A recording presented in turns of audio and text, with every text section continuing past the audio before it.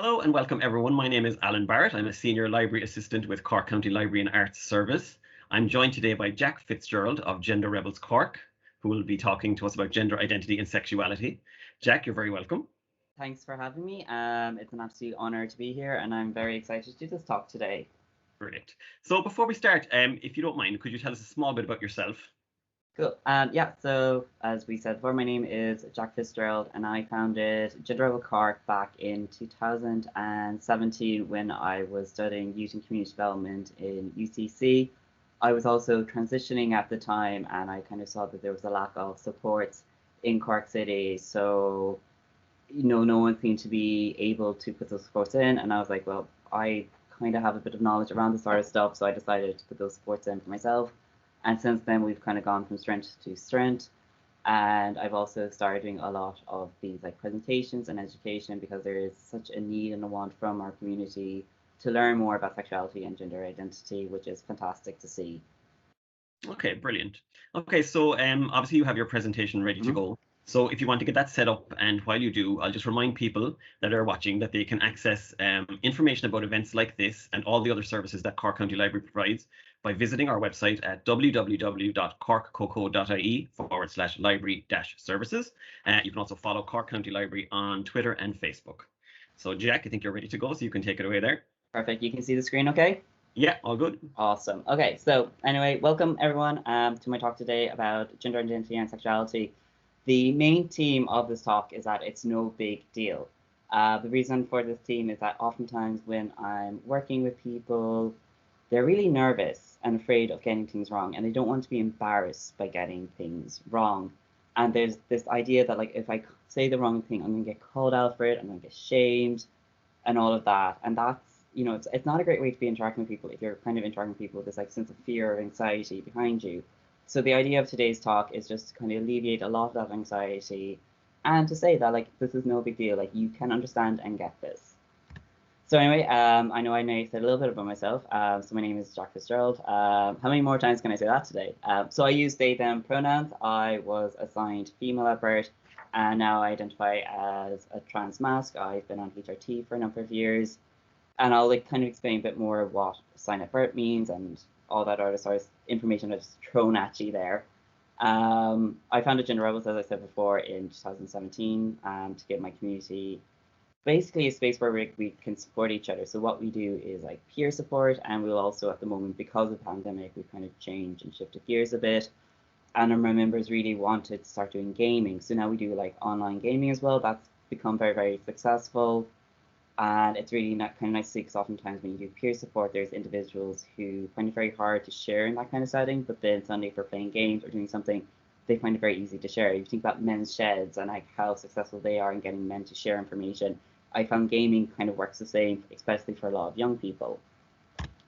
So anyway, before we get started today, I just want to kind of cover what are the learning outcomes, because I think it's nice knowing going into something what you're expected to come out with. So the idea is to kind of give you a better insight into the LGBTQIA plus community, and I'll explain those letters in a minute. It's to understand what gender identity is and kind of how it works, to understand like coming out and transitioning in those processes, how to be an ally, because I know this is, again, a lot of parents, grandparents, family members, partners are probably watching this. And it can be very hard to know how to be a good ally, so we go over a little bit. And also supports, not just supports for the people, for trans, non-binary, gay, lesbian people, but also the supports for the family members. So as I said there, I threw all those letters out to you a while ago, the LGBTQIA+. So L stands for lesbian, G for gay, B for bisexual, T for trans, Q can either stand for queer or questioning. I is for intersex, and in a few more slides, I'll explain a bit more what actually intersex is. A can stand for asexual or agender. So that's probably one you've never heard before. So I'll explain a little bit of what like that is. So when we talk about someone being ace or asexual, agender, it's without gender or without sexuality, or you can also get aromantic, so people without romantic attraction. And it means people who, for asexual, someone who doesn't experience sexual attraction. Aromantic is someone who doesn't experience romantic attraction. And agender is somebody who doesn't really identify with any gender. And you might come across these terms often. Well, people sometimes make the mistake because if someone doesn't have a sexual drive, that there's something wrong with them, and that's not the case. Again, it's just how people feel, and that is a very normal thing. these people can still have very fulfilling relationships with their partners. And like the other kind of big learning outcome that I want people to get from this is learning to be kind of a bit more comfortable when interacting with us, interacting with my community, being okay and feeling comfortable in making a mistake, and hopefully everyone understanding that mistakes are genuine. We make them, we all make them all the time. None of us are perfect, and that is definitely okay. So with saying that, we're going to do a bit of a thought exercise. I want everyone who's watching this to close their eyes. Do not think of a pink elephant. So you're in your room, you have the screen in front of you. Do not think of a pink elephant walking around your room. Do not think of an elephant like knocking its trunk all over your stuff. Don't think of a pink elephant's foot pounding around. Just don't think of it. How many people thought of a pink elephant after me telling you not to think of a pink elephant? You know, it's very hard not to do because I'm putting an idea in your head, but then I'm telling you not to think about it. So this is what I mean by getting it wrong. It's okay to say the wrong thing and put your foot into it. Like sometimes the more you're trying to say the right thing, the more likely you are to say the wrong thing. And I definitely experienced this a lot when I was coming out, because again, I had been assigned female at first. People were used to referring to me as a certain name. They were used to referring to me as she, her.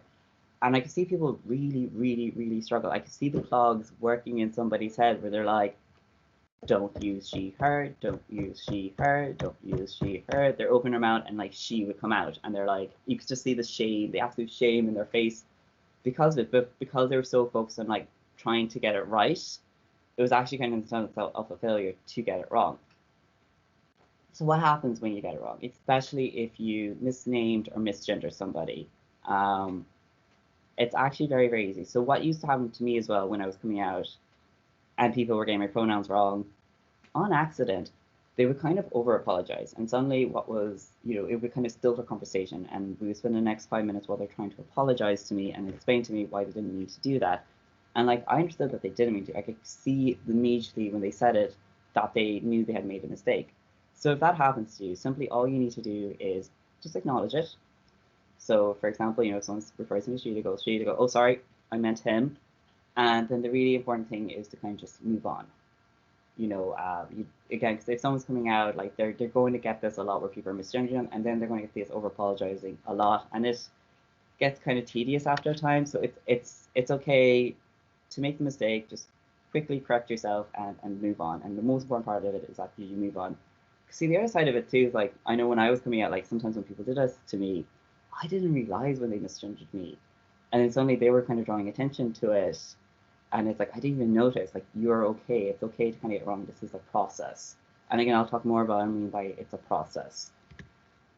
So here comes the part of the presentation where I'm going to do a bit of information dump on you. Now, what I'm not going to do in this presentation is explain to you in nausea all the different terminology within the LGBT community, because there's so much, and we could be all day doing that, and it doesn't mean that you will walk away any better informed. Because again, this is what I used to do. I used to spend a lot of time explaining terminology to people, but then when I realized they're just getting more confused because I was throwing a lot of information at them. So this is kind of the only slide with a lot of information, and this is going to be followed by a slide that like helps bring this information together, especially if you're like more of a visual learner. So you might have heard me throwing around this phrase assigned at birth, and you're like, what is that? So assigned at birth basically means it's when you're born, the doctor looks down and goes, it's a boy, it's a girl. And that's what we refer to being assigned at birth. It's what people call you when you are born. Now, sometimes someone is born and we don't know what gender they are straight away. And this is referred to as intersex, and I'll kind of get a bit more into what intersex is at the end of this slide. Another thing you'll probably hear me throw around a lot is gender expression. This is how we express ourselves through our style, our clothes, our body language. And again, this is how people can read as male or as female. And then you have like gender identity, which is how we feel about our gender, how we identify with our gender. And it can also be complicated sometimes, because again, this is a journey of self-discovery to understand what someone's gender identity is, and I'll get a bit more into that as well. Now, the narrative you might hear me throwing around a lot is non-binary. So again, you may have noticed me using they, them pronouns at the start of this conversation. You're like, they, them is not a singular pronoun when you know the person. And it can feel really grammatically incorrect when you first start using they, them pronouns for a singular person who you know. Usually you say them when you don't know someone's pronoun, or you don't know someone's gender, or you talk about a group. So I know a lot of people get really caught on the fact that it sounds grammatically incorrect, but it's not. Like, you think about how language works. You know, if you look at, like, say, post-pandemic world, like if I talk about, oh, I was at a Zoom with somebody, we know what that means, and the word Zoom has changed its meaning. So language is always changing, and they, them has taken on this new meaning where it's now used by non-binary people who don't identify with just being female or just being male. This is somebody who, like myself, feel like they fit somewhere in between the two. So if you're taking me as the example, I'll use they, them. I was assigned female at birth, but I would kind of, my gender identity I would say is trans masc, and my gender expression is definitely more masculine because I am somebody who has been very fortunate enough to get onto HRT, or hormone replacement therapy, which allows things such as my deeper voice, not that deep, but deeper than it was, and the facial hair, if you're wondering where I got that from. So again, I was talking about intersex. So intersex it's a condition where basically the gender isn't very, very clear for a number of factors because of variations in genitalia, sexual characteristics, chromosome, gonads, sex hormones. And again, so like when we start talking about gender, we always treat gender as this one big, like, it's either this or it's that, and it has one variant that decides if you're one or the other. But really, like, gender in a biological sense is made up of different factors. You're looking at, you know, your endocrinology system, reproductive system, you're looking at second sex characteristics. There's a lot that goes into it. And all these systems kind of have to work together in order for someone to be, you know, biologically female or biologically male. And it's very easy for one of these systems to kind of just do its own thing, or just go like, well, I'm just going to do this and see what happens. And when that kind of happens, that's someone who's intersex. Now, there's this idea that something's wrong with intersex people, and this isn't the case. And unfortunately, in the medical community, there's this need to kind of correct things that are wrong, and they do this out of they wanting these people to kind of fit better in society, because like, well, that gives them a better life outcome if they fit better in society. But really, when I talk to activists within the intersex community, they're kind of saying like, this isn't the case. I know of one woman who, you know, didn't know that she was intersex, and when she was little, she had surgeries done that made her infertile. She did not know any of this until she was like a teenager, and she started wondering why she wasn't getting her period. And suddenly, you know, then that's when her family kind of informed her what happened. And then she felt like this real sense of betrayal by the family, that they had done this to her, that they had made her infertile, that they hadn't given her the choice to decide when to have surgical interventions. And again, these surgical interventions are about making things look right. They're not about function of the body, they're about aesthetics of the body. And so now, like, places like Malta has outlawed those types of surgeries. Or what they say now in places like Malta, you need to have the consent, informed consent of the person in order to have these surgeries done. And that, I think, is really important to do. We don't have those protections yet in Ireland for intersex people, and I hope someday that we do have those protections, because again, there is nothing wrong with intersex people, and sometimes these surgeries create problems down the line, such as scar tissue, pain, infertility. So again, like, intersex people do need a lot more protection. Now, it might be weird why I'm talking about intersex in a, you know, LGBT type talk. Some people will include intersex into the LGBT community because our experiences are oftentimes the same, especially because I know a lot of people who are transgender and also happen to be intersex, and you know, the experience they have are very, very similar. Then there are other people who are intersex who don't feel like they should belong to the LGBT community. So again, these things aren't really clear cut, but I think it's important to keep educating people about this and educating what intersex actually is, and that it's normal, and the people who are intersex are healthy, because oftentimes people themselves don't feel like they are. They don't feel like they feel like there's something inherently wrong with them, and it's important to kind of get that message across that that is not the case. There we go. So yeah, so I said that, like, for our visual learners, they'll have a little something for you to kind of help pull this all together. So again, I know I did this absolute massive information dump around sexuality, gender identity.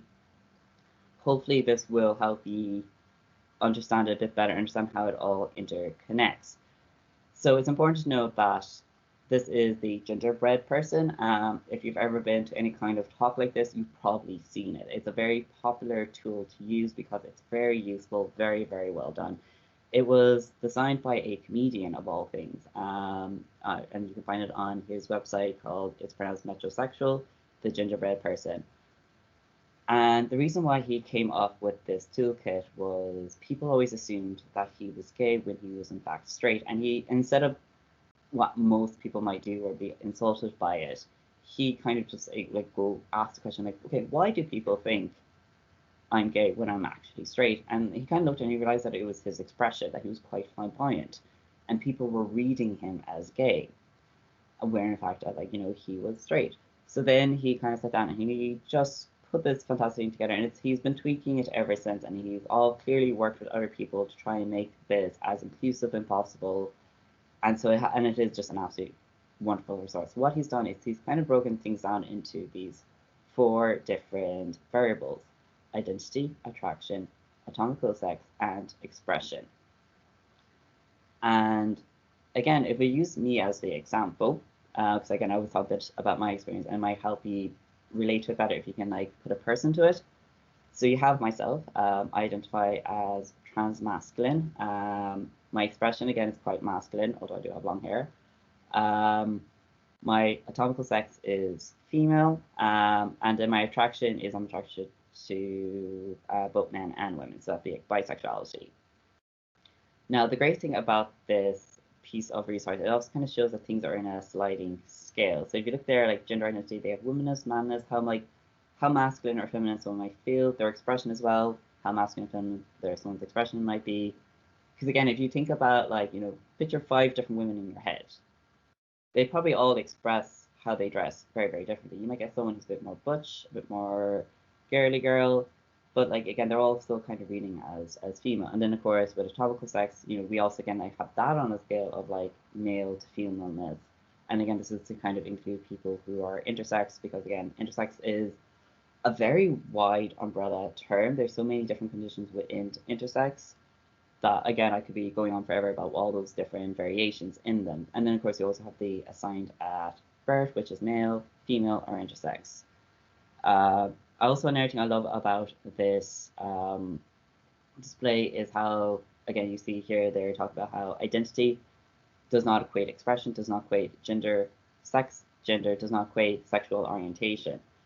And I think it's really important to kind of note that, because like I know how especially trans people have been portrayed in the media can really confuse people. A really good example of this from my own childhood was Friends. You had Chandler Bing, who had a parent who, at the start of the show, I believe that parent was portrayed as a gay man, and then they were a drag queen, and then they were, or maybe they were a trans woman, but they were still dating gay men, and it was all really, really confusing. And it was kind of, basically, that show was kind of like saying that, like, oh, all these things are kind of the same thing. And it, again, this was like a huge piece of media, and I think that's really influenced a lot of us of how we view, especially like, trans women and what trans women are about. We kind of see them as like gay drag queen who does it full time, and that's really not the case. If you kind of want to learn more about how like the media has really influenced our opinions on like trans people, in particular trans women, there's a great documentary on Netflix called Disclosure that really goes through the history of trans representation in media and how that has kind of informed how we view trans people. So yeah, so again, I hope this was helpful to you. I know it is a huge, massive information dump, and it gets a little easier. The stuff gets a little bit easier after this. Don't worry. But I think the important thing to walk away from this is sometimes people fall into the misconception that they need to fully understand something in order to respect it. And I can see why people fall that way of thinking. It's like a very tidy way of thinking. It's like, okay, if I can understand something, I can then accept it. But then like from my point of view, like I'm, you know, in the support groups talking to people, and they're talking about their frustration of their family members kind of not being respectful to them, and then using the excuse of well, they don't get it, so then they're not being respectful. And again, it's an easy one to kind of fall into, but you kind of have to like examine your own attitudes towards somebody and kind of realize like, do I actually need to get everything about this in order to be respectful of it? And it's kind of, I think it's a good thing to kind of look at and examine yourself. You got a quick pick there. What's coming up? Okay, so again, this talk is to kind of help you understand the people in your life, your loved ones who are coming out, and an often comment that I would get from family members, from parents, from loved ones is, why didn't it tell me sooner when somebody comes out? They're like, I've always been really, really supportive. They know I'm really, really supportive. Like, why did they tell me like way down the line? And people can feel really hurt that someone hasn't come out to them kind of straight away. And hopefully what I'm going to explain here will kind of help you understand why people take time to kind of tell you stuff or to come out. So this is Cass, and he was a psychologist who came up with this model of coming out. And it's not perfect, but it's definitely the closest model I've come across that does reflect my lived experience and the experience of everyone around me. So the idea is, first of all, you have an individual who will experience something called identity confusion. So this can happen quite young. I remember for me, this was happening when I was 7. And it's like, so with identity confusion, it's, you've been told like, this is, you're meant to be attracted to these people, you're meant to feel like this, and you're like, I don't feel this. I don't relate to the people around me. They all want these things. People are bringing boyfriends and girlfriends, and I'm not interested in any people I've been told I'm interested in, and people feel really confused about it. They're like, I don't get it, I don't understand it, like what's going on with me? There's something, and then usually what I'll hear people say is like, there's something wrong, something doesn't fit, and so this is where you get identity confusion. The next step that is identity comparison. So this is suddenly people are kind of looking around and kind of going like, well, these people and the stuff they want, like I can't seem to relate to, but there's this gay person over there, and I'm hearing their experiences and I'm relating to those experiences. And so this is identity comparison. So people will kind of see representations in the media, they might see it in the friends group, their families, and they're like looking and kind of going like, oh, I relate to that. And just because people might relate, it doesn't mean they're going to be like, oh, I relate to that, great, fine, I figured it out. It might be like, oh, I relate to that, but I don't want to relate to that. Like this. So this is known as internalized homophobia, internalized transphobia, internalized biphobia. It keeps going. Because again, I think people people want an easy life. People want to be normal, and then they're like, oh, well, if I'm this, then I'm not going to be normal. I'm not going to have an easy life. So a lot of times people will try to suppress it, especially during the identity comparison phase. The next step is tolerance. This is someone who's finally accepted, like, oh, actually, I might be gay, I might be trans, I might be non-binary. They're tolerating it, they haven't really accepted it. They're like, okay, this is a thing, but I don't want it to be a thing. Or it's a thing, but I'm not really going to talk about it. And so you often hear about people being in the closet, and this is usually at the portion when they're in the closet, they're at the identity tolerance. They know who they are, they just don't want it to be the case, or they might be in a social situation where they know they won't be accepted, and so they feel like they can't come out. They feel that like it is not safe to come out, and that happens a lot, and it still happens here in Ireland as well. So next one is identity acceptance. This is where somebody is beginning to become a bit more positive about who they are, about their identity, and they're beginning to accept it a bit more. And at this point, this person may start telling people. They might, and like usually what people do, they'll be quite strategic in telling people. And this is also why like the closer you are to a person, the less likely you're going to find out straight away. Because what people will kind of do is they'll like fly the kite. They'll go, okay, I'm going to tell this person who I'm not that really close to. So if they have a negative reaction, that's okay. I'm not really using too close a tie. And you kind of will do that to one or two friends. You fly the kite, see how it goes. And then after a while, people will gain a bit more confidence. They'll gain like some support. And this is when we get this idea of identity pride. So this is people like on like full coming out mode, letting people know who they are. Usually this is like a really happy, exciting time for an individual because finally they kind of get to be themselves after so many years of not being themselves. And then identity assistance is where their identity becomes part of their lives. I would like to think this is where I am at with mine. It's just a part of who they are.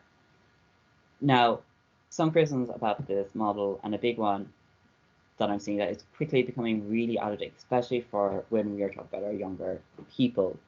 This model is kind of based off the idea that we are living in a society that does not accept people for their sexuality or gender identity. Whereas now there's a lot more acceptance. Like before, when I was in school, people just weren't out in secondary level, whereas now people are. Like people are going through the confusion, comparison, tolerance, and acceptance phase a lot quicker. And they're able to go through these phases a lot quicker because of the supports that are there. They don't have to be stuck in tolerance for years and decades in a way that like a lot of the older generation has been stuck in that phase. Because in the confusion, comparison, tolerance phase, there can be a lot of self-hate happening because you're like, why am I like this? I don't want to be like this. And again, when I'm working with people who are in this phase, I'm trying to kind of just move them on to the next stage, the acceptance stage, where they begin to see this a bit more positive.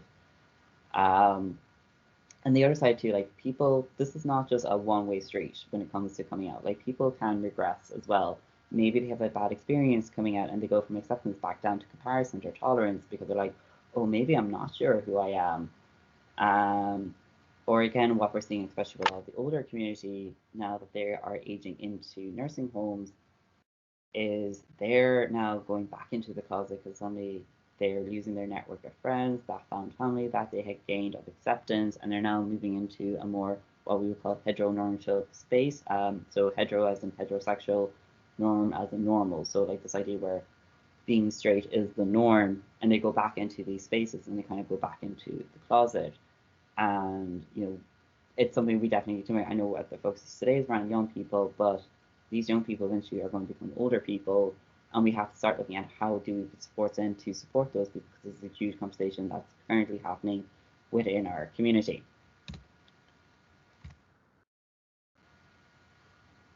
Okay, so the other thing I want to talk to you about, when there's like another level to coming out as well. And before I kind of move on to, also another thing I want to say about coming out is we treat coming out as if it's a one-time event. You come out. And the reality is like you're always coming out. I came out today on this very presentation at the very start when I told you I was a trans mass person. So we're always coming out. Like every new job, every new friend you make, moving into a new home, into a new city, dating, you're always coming out. You're always like letting people know who you are. So it's always important to remember that, if you're supporting somebody that's coming out, that they always have to come out. And when they're in a new scenario, they're going to have to come out again. So transitioning is another form of coming out, especially for trans and non-binary people. So you might have heard this phase before. So transitioning kind of happens in 3 ways. Now, the most important thing to kind of take away from this is there is no like right way to transition. There's no like you have to do X, Y, and Z before you are considered a trans person. There's a lot of people who will tell you that is the case, but that is not the case. Like being trans is an identity, and it is an identity that only you can give yourself. No one else can give it to you, and nobody else can take it away from you. I think that's a really important thing to understand. So when you have someone like myself who wants to transition, there is kind of 3 ways of transitioning. And again, no one needs to do all of them. Some people will just do 1 or 2 of these transitionings. Somebody may not do any kind of transitioning. They might be very happy to live the life that they currently have. So the first one is social transitioning. This is, again, you're coming out, you're letting people know your new name, your new pronouns. You might be changing the way you express your gender, such as you might style your hair different, cut your hair, grow it out, change the type of clothes you wear, maybe engage in hobbies that you normally didn't allow yourself to engage with. Again, I know myself, when I was still living life as a woman, there's a lot of things I would avoid doing and not allow myself to do. And I think it was because it was like too hard to do them. Like as a woman, it just felt wrong. But then like when I transitioned, I was into more masculine, I felt more comfortable to do those things. So again, part of this social transitioning is like new interests and hobbies, like allowing yourself to do things that you didn't allow yourself to do before. So that's social transitioning. Another type of transitioning is medical transitioning. So this is where you take things like HRT or hormone replacement therapy. You may also have surgical options included in this for, say, trans masc or transgender trans men. That might mean top surgery, which is like the removal of breast tissue to kind of give you a more masculine looking chest. You also have something referred to as bottom surgery, both trans men and trans women have bottom surgery. And again, this is surgery on the genitalia to make them function and look different to their assigned gender. And again, I think also trans women can also have feminization surgery on their face. So this might be shaving down the brow bone, just trying to make the face look a little softer. So that's medical transitioning. Again, not everyone has to go through medically transitioning, and not everyone has to go through all different steps in medical transitioning. For some individuals, they might have very strong gender dysphoria. So gender dysphoria is the distress that you have over having the anatomical sex that you do not identify with. And especially when that's quite strong, like surgical interventions might help alleviate that. And that's when like surgical interventions work really, really well for those individuals. But again, not everyone experiences the same level of gender dysphoria, so they don't need to have the same level of medical intervention. Especially, I know myself in the trans men community, oftentimes most of us will just kind of get top surgery and leave it at that. Again, it's about making sure you feel good in yourself and taking the options that make you feel good in yourself. It's not about like trying to tick all the boxes so that you're valid in someone else's eyes. So then the other type of transition is legal transition. So since 2015 here in Ireland, it was a big year for the LGBT community. First of all, we had the introduction of the same-sex marriage, but also what was kind of happening in the background to this was the introduction of the gender recognition bill. So this gender recognition bill allows people in Ireland to legally change their gender. So if you're assigned female at birth, you can legally change your gender to male. If you're assigned male at birth, you can legally change your gender to female. And it's a very simple process here in Ireland, but we're globally, when you kind of look at the process people need to take to legally change their gender, in Ireland, we have made it very, very straightforward for the community. Because, oftentimes, especially when you're trying to access medical care, when you're trying to access like legal transitioning, it can be really, really stressful. And there can be a lot of barriers put in place that feel very arbitrary as to why they were put in place. In certain countries, in order to be considered legally the other gender, you have to be sterile. Like that's a big ask on an individual. And again, this, and then you have to ask like, what function does that have? That in order for someone to be legally seen as the gender that they identify with, that they have to sterilize themselves. Like that's extreme. That is trying to prevent people from doing it. That is putting a massive block there for an individual. But in Ireland, we're very lucky we don't have that. So in Ireland, all you need to do is fill out something called the gender recognition form. You send it off, and there's some solicitor's fees, stuff like that. And what you then get back is your gender recognition cert. And at that time as well, if you would like, you can also get your birth cert changed to reflect the gender you now legally are. So I've done this. So I've gotten my birth cert changed from male to female. Or sorry, from female to male. Even I get confused. As I said, we make mistakes. Okay, so let's talk a little bit about being an ally, because again, I think this is where people are great, first and foremost. People are fantastic when it comes to the LGBT community, and this has been my experience, not just living here in Cork City, but also back from originally from in like West Cork, Kerry area. I know there's the idea the more rural you are, like the more intolerant people are going to be, but that's really not the case. I find there is more intolerance in the city than there is in the countryside. I think, people usually, like in the far reaches, are just really chill. They don't care. They're grand. They're just lovely people. And I'm really, really appreciative of that. And so people always want to be good allies, but sometimes it can be hard to figure out like what is a good ally and what isn't a good ally. So I've listed a few things here that can kind of help you with that. So first of all, be careful not to out people. this can happen very, very instantly without you meaning to do it. You know, if someone comes out to you and you get really excited, it's like great news, you're like, oh, finally they told me. So maybe you are a mother and your son has just told you that he is gay, and you're like, oh, this is fantastic. I was wondering what was up. He's finally told me, and it's fantastic.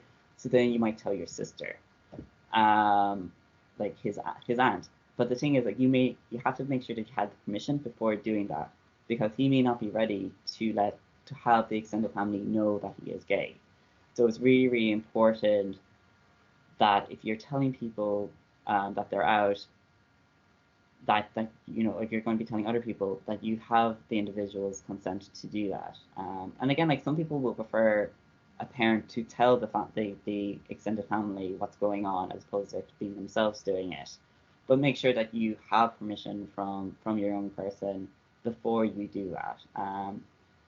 Another really important one, let people speak for themselves. I think this is something a lot of allies forget to do, and I can understand why they forget to do it, because like, people get very impassioned about the things they care about, and they want to stand up for the people they love. But sometimes by doing that, you might be overstepping a bound. And again, this used to happen to me a lot when I was first coming out. Again, remember I talked about, like, you know, if you misgender me, just acknowledge it and move on. You know, I would have been in situations where, like, again, someone would kind of misgender me, and a friend of mine would then just like jump down their throat and be like, I can't believe you did that. Like, how could you misgender this person? And I get really angry at them. And there's me being like, this person is never going to talk to me again because of how you treated them. And this happens a lot, where like you'll get allies who are trying to do good and stand up for us, but they're overextending their bounds, and it's very easy to call someone out on behavior when their reactions to being called out doesn't actually affect you in the way that's going to affect, you know, the other individual. So it's going to be like, so be very, very careful about that. So, you know, again, if somebody is misgendering someone, or someone's being a bit of a dick, like, first of all, talk to the actual person it relates to, and just be like, are you okay with this? Do you want me to say something? Like, just listen back, or again, give that other person the opportunity themselves to kind of call the person out on their behavior as opposed to you doing it for them. So I think that's really important. Again, this is another point that I refer to back a little bit about coming out. Like, so when someone's coming out, that it's a journey. Like, there isn't really an end point. So, you know, when you're supporting somebody, it's not just oh, well, you're gay, that's great, or you're trans, that's great. It's all the stuff in between. It's like people's first relationships. It's people figuring out dating. It's people going to the first LGBT event, going through their first pride. It's people finally figuring out what name they want to use and like changing the profile to that name. It's, you know, going shopping for the first time for the type of clothes that they want to get. It's all of these things. And there's many opportunities in all of this, in this journey, to support them. Another really important thing, and I think this is something that does get overlooked a lot, is to look after yourself and link in with supports if needed. Again, you know, I was just a few days ago talking to parents of Transformers, the teenage group, Transparency. So Transparency is a group, I'll talk a bit more about how to contact them later, a support group for parents of trans and non-binary children. And, you know, I'm listening to those parents talk about like their own struggles and like having to navigate the medical system and how tough that is for them, or navigating schools and how tough that is for them. So, you know, especially if you're supporting a young person in all of this, it's important to kind of look after yourself. And there is supports out there to help you with that. And I'll go through more in depth what they are, including Transparency. Another one is to keep listening and to keep learning. So another big reason why I don't bog people down with like a whole bunch of terminology, I know I've done a bit of terminology, but not like a whole bunch of terminology, is that oftentimes terminology change. And what's the acceptable term will change. And it can be very hard sometimes to keep up. And, you know, I could be telling you like, oh, this is the terminology we use right now, and that may not be relevant in 10 years' time.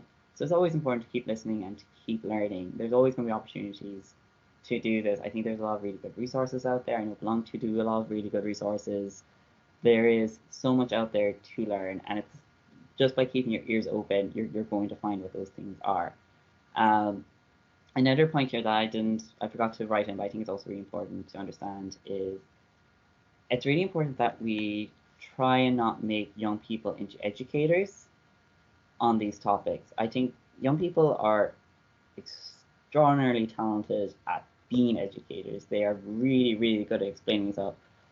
I've met a lot of like 16-year-olds who understand this topic a hell of a lot better than I do. But in saying that, oftentimes these young people are put on this like pedestal of being an educator that can be really, really stressful for them, and that stress does get to them. And I've seen this happen in schools. I've seen a school where somebody, a few years, I think he was doing his leaving cert, and he was out as gay, and he was like the first student who was out as gay in that school. And so then anytime any other students came out, the teachers were using him to give support to those younger students. And like I'm talking about, he's preparing for his leaving cert. He's in maths class, getting called out to talk to a first year for half an hour because that first year has just come out. That's not fair on that 17-year-old. Like, he's meant to be focusing on like his leaving cert. It is not his job. He is not being paid. He does not have the, equipment to help support other people as they come out. His job is to support himself and look after himself, not others. And so it's really important that we're not putting young people into the position. Because again, like when we put young people in a position, we're suddenly expecting them to be the expert. We're expecting them to present information the way that I have presented information. I am 32 and have a master's. I have put a lot of time in making sure that I'm able to present this information in a way that other people can understand it. I've made this into my job. A 16-year-old hasn't. They're still trying to figure themselves out. They still might be, remember our coming out, cast model coming out? They still might be in the middle of all of that, trying to figure themselves out. And then suddenly they're expected to be an expert. And what I also find is that people will then start asking questions that aren't appropriate, such as, what are the surgeries? What do the surgeries look like? What about sex life, like, and all sort of stuff. And these are not good questions to ask anyone. Like, don't ask people questions about the genitalia.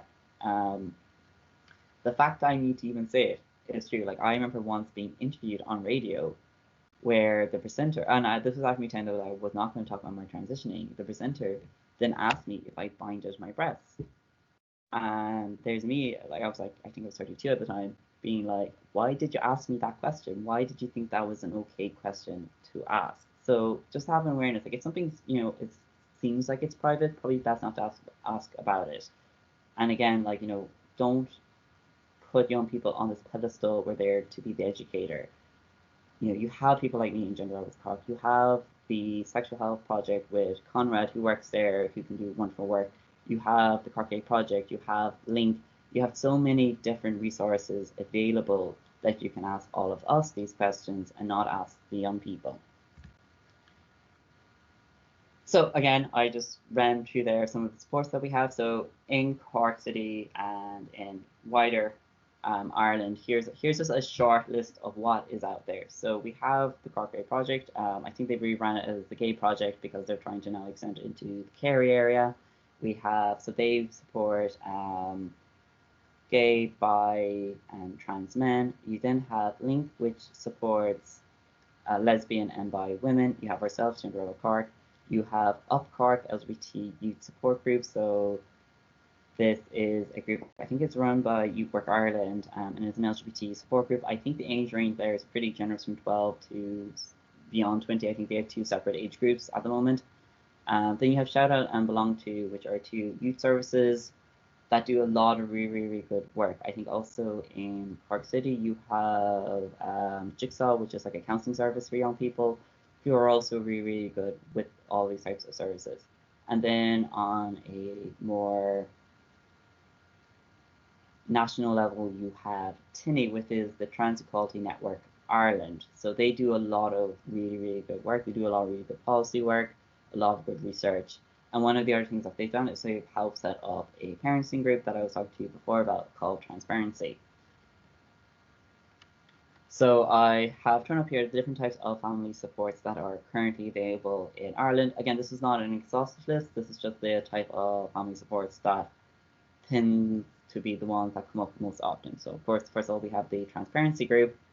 So how the Transparency Group works is they have different groups all around Ireland. Again, I was meeting with the Waterford group last week, And I've met with there's a group in Cork. I think there's groups all over the county and or over the country. And so they operate like a peer support group where parents can come in and just talk. And I think it's really important that parents do have that space where they can kind of come in and talk. Because sometimes there's going to be things you're going to get frustrated with that you don't want your young person to know that you're getting frustrated about. And it can be really good to have other parents share that frustration with you. I think sometimes we want to be the perfect supportive parent that never crack, never show our frustration, never show our own worries about what this might mean for a young person. And it's good to have a space where you can be a bit more vulnerable and a bit more honest with other people who are going through the same thing as you. So at the moment, due to the pandemic, they are meeting online, and it seems to be going well. I think what they've been able to do is like have different groups meet up with each other like online. And then what happens as well when you have some of them are like, oh, we'd love to go to that group, but like I would need to get a secure babysitter for my children. What Transparency also does at the same time is put on a youth group called Transformers. So this is for the trans and non-binary young people, and they get to meet up, and also at the same time Transparency is happening, they'll also have their own peer support group. And there's also a bit of a socializing that's happening there. I know in Cork before the pandemic, how this kind of worked out was the parents were meeting in Link on White Street, and then around the corner on South Terrace in the Gay Project, the young people were meeting. So they're like 5 minutes away from each other in two different corners, and both meetings would be happening at the same time. And it seemed to be a really nice way of working with things. It was, it just seemed like a really well-run, amazing kind of group that was happening. Any of you who are interested in joining this, you can email the office at tinny.ie and get more information there. I think Hannah, the support worker, does a lot, family support worker there, does a lot with them. Another thing, if you're kind of looking for more like immediate support, sometimes you might not be ready to actually join a peer support group. I know that can be kind of a bit intimidating. LGBT Ireland, which runs a helpline, has also set up a gender identity support line for family members. And the number is here as well. They're usually open in the evenings. Another great service if you need to access it. And again, I think about 2-ish years ago, I had a partner of a trans person come to me looking to set up a partners group.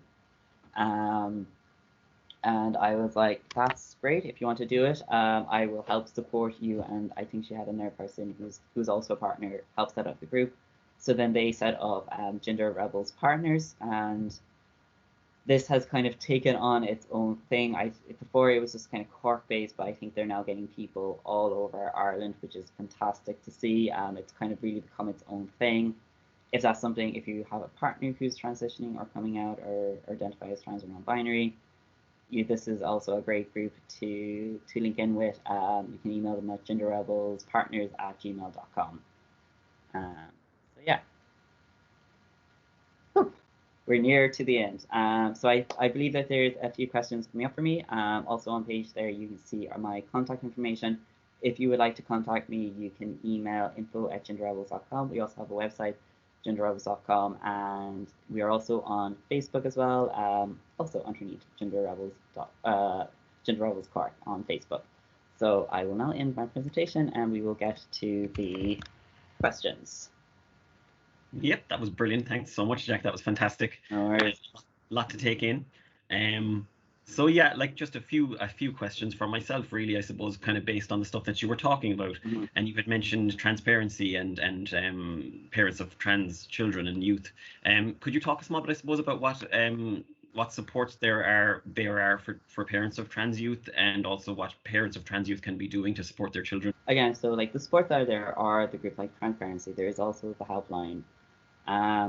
And there's also like a lot of resources online as well for parents to kind of look up, again, like the gingerbread person. If you Google that, that brings you to a website, and they have a lot of resources on that website, especially if there's stuff you're really not getting. Maybe your child has like come out as demisexual, and you're like, what is that? I have no idea. And it's like there's stuff out there. What parents can do, first of all, is support themselves. I think that's really important. Like, you can't support another person if you're not looking after yourself first. A saying I love is, don't set yourself on fire to keep other people warm. And I think that's really important, especially when you're trying to support somebody else. I think sometimes we can overdo it and overstretch ourselves, and then you have to think about yourself like a pile of ash is going to be no use to anybody. So it's about looking at yourself, it's about linking in supports to help yourself. It's educating yourself. Like listening to a talk like this is a great way of supporting. It's also knowing that like this is a journey. Like things aren't going to resolve themselves straight away. Like especially if you're someone who's come out as trans or non-binary and they're seeking to medically transition. Maybe you have a 16-year-old who's just come out and they want to transition. You're going to then have a very long journey accessing medical care. Like it is not a great system at the moment. The system's kind of, especially for under 18, doesn't exist. I'm trying to get like a straight answer from places about if there is a health service available for young people anymore. There kind of isn't after Brexit. There kind of is. It's a weird scenario, and the like adult service as well is also has a lot of how would I put this? Very, very long waiting lists. The kind of mode of care that you're using is very outdated, and we're now like trying, like there is talks of introducing a more modern mode of care that's going to like better reflect the lived reality of people. Because I think at the moment they're kind of working out this idea of the ideal trans person, which doesn't exist. And it can make it very hard to access care if you don't present as this ideal trans person. So again, I think for parents, it's just to like look after yourself, because like it can be a long journey, especially if you have a child who wants to transition. But also like I think one of parents' biggest fears that I keep hearing back is my child's life is going to be more difficult. Like I don't want my child to be gay. I don't want my child to be bi. I don't want any of these things because it's going to make my child's life harder. And I can understand why a parent would think that, because again, we grew up in a time where this wasn't tolerated, where horrible things did happen to people because they were gay, because of all this sort of stuff. But nowadays, it's very, very, very different. And I know myself, like the best thing I ever did for my mental health was coming out. I knew that like by coming out, it was going to make me feel a bit more complete in myself, make myself feel more comfortable with myself. But I wasn't expecting my mental health to improve in the way that it did. I hadn't realized, by having stayed in the closet for so long, because I transitioned at 27, I hadn't realized how much that was actually affecting me and affecting my mental health. And that actually, by coming out, it made things better. Yes, it made me suddenly a target for harassment. But even although I do have that target on my back, I am in a so much more better place than what I was before I came out. And I think that's important for parents to kind of know, like, your child coming out is a really positive experience. Like this is something that's going to allow them to live a more fulfilled life. That this is now open them to an amazing community that they're going to be able to connect with. And I think except before the narrative, especially like the media narrative, has been when people come out, it's bad news. Like that scene in a movie where the child is telling the parent breaks down crying because it's all terrible and it's horrible and it's not like that. I think more and more people are treating coming out as a good positive experience, as opposed before when we treat it as like real negative experience. Mm-hmm. You're coming out, you're exposing a dirty secret, you're disclosing something horrible about yourself, and that's kind of how it was treated. Where it's like, no, I want to share this portion of my life with you.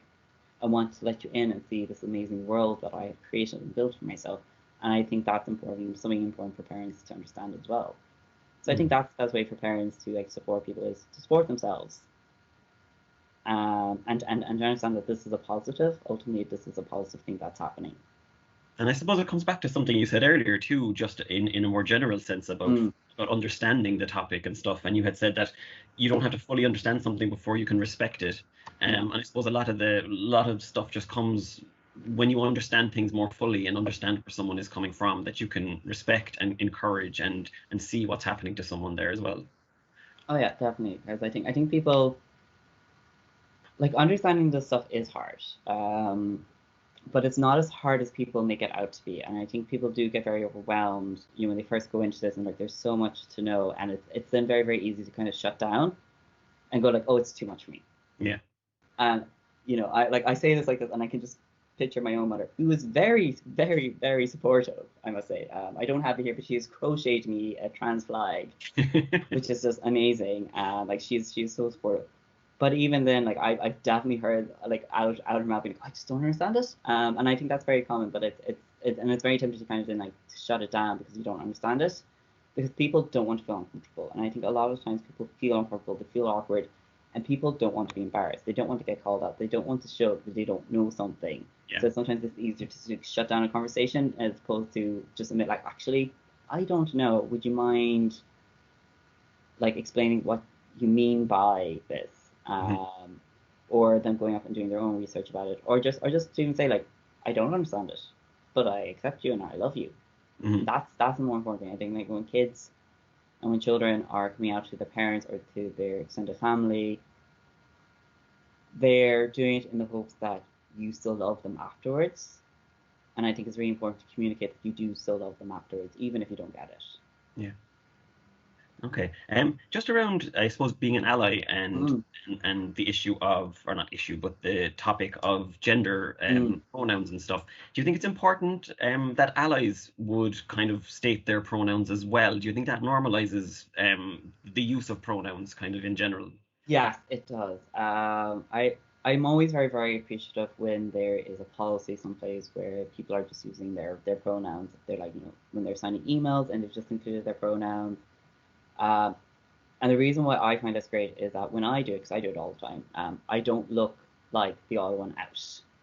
Again, like so it's this idea of normalizing it. It's also this idea of like the shared understanding. Just because you know somebody's name and you've seen them doesn't necessarily mean you know how they identify. And by people using pronouns, it can help you figure out how they identify. Because I think it's it's kind of a bit rude to go up to somebody and be like, "Are you a trans woman?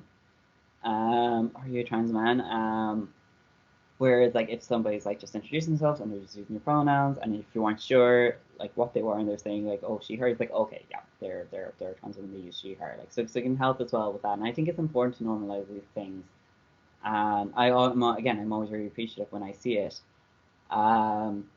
Because like I know the amount of Zoom calls I have been in, or the amount of like team meetings I have been in, where it's like I have my like again on the thing, I'll have my name and my pronouns in brackets, and I'll be the only one doing it, and we're talking about like an LGBT topic, and it's like, oh, I would love to see everyone else doing this as well, because I think having that is really important. I think normalizing is really important, because it then allows me to express that yes, I am trans, that I'm non-binary.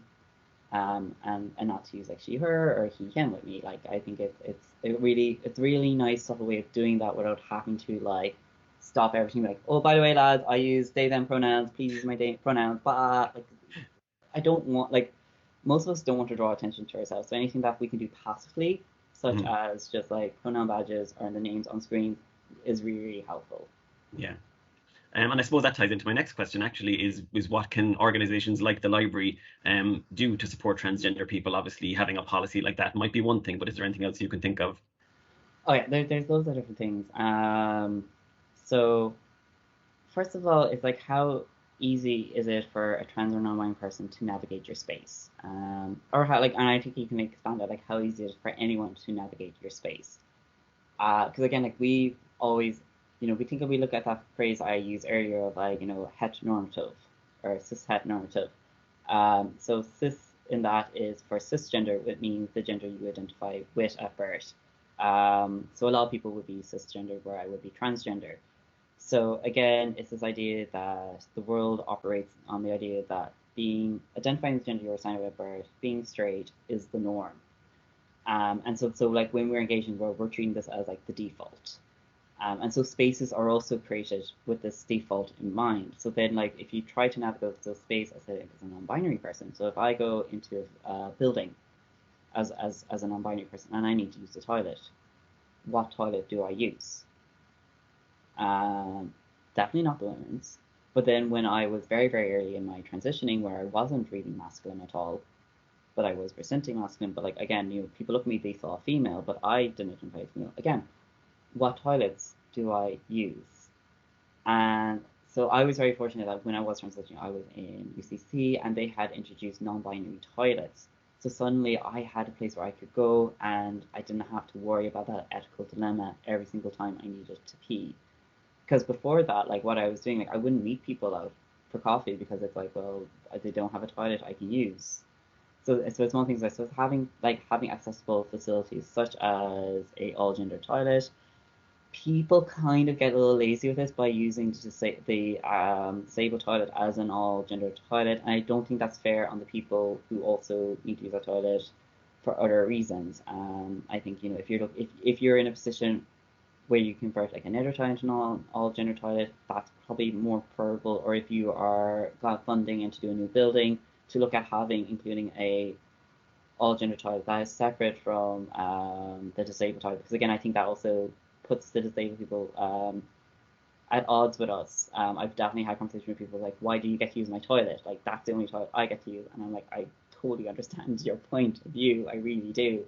So like you don't want to be like putting two portions of populations that face a lot of discrimination against each other, but and this can kind of happen. That is one way. Another way is like how easy it is for people to change their information on your systems. A lot of IT systems were designed, thinking that like once gender and name are entered, that's never going to change. So there's no option to change it in a lot of like IT systems. So does your IT system allow you to change the records of someone's gender and someone's name? Also, it's really important that your systems can do that now because of GDPR. So this is something that a lot of people don't know about GDPR. We talk a lot about it in like, having to record things and like how we use that information and how we tell people how we use that information. But included in that as well is a clause where you have to have correct information about people. The information that you hold on people have to be accurate. So if you have someone who's legally changed their gender, your systems must have to reflect that. It has to be accurate. And so if your IT system can't do that, you have to look at that, because you could run foul of the data commission. And like, again, I am someone who's had to use that clause. I think there was somewhere that was kind of refusing to change my information, although I had everything, and they were like looking for so much more off me. And I was able to go, actually, no, you're up against the GDPR here. You have to change it. And they were like, oh, we're all terrified of GDPR. So it's the first time in my life that GDPR has worked for me. But I think it's like, I can't remember, it was a clause point 16 and 18. I can't remember off the top of my head. But it is in there where people have to keep accurate information. So if someone has inaccurate information about my name and my gender, I would like places to want to change that information without having to have a GDPR pulled out on them. Mm-hmm. So it's about making like, can people change their information quick and easy on your system? What kind of documentation do they also need to do that? I know the libraries run a really amazing campaign there around letting people change their information with you without having to produce any documentation. It was about like making it easy and as possible for people to do that, which I think is great. And even just like having that out there in the world that like we've done this, I think is absolutely fantastic, because I think a lot of places really get caught up in this idea of like, but I need to know, I need proof. Like there's a really unique situation I find myself in. I feel like I've said unique situation a lot today. There's like an interesting like situation I keep finding myself into, where I'll have individuals who will expect me to validate myself to them. So it doesn't matter how I feel about myself. Like if they don't view me as that's how it matters to them, and so they kind of expect me to explain to them and to validate who I am with them. And a lot of like professional places will do this as well. It's like, well, you say you're this, but I need proof of it.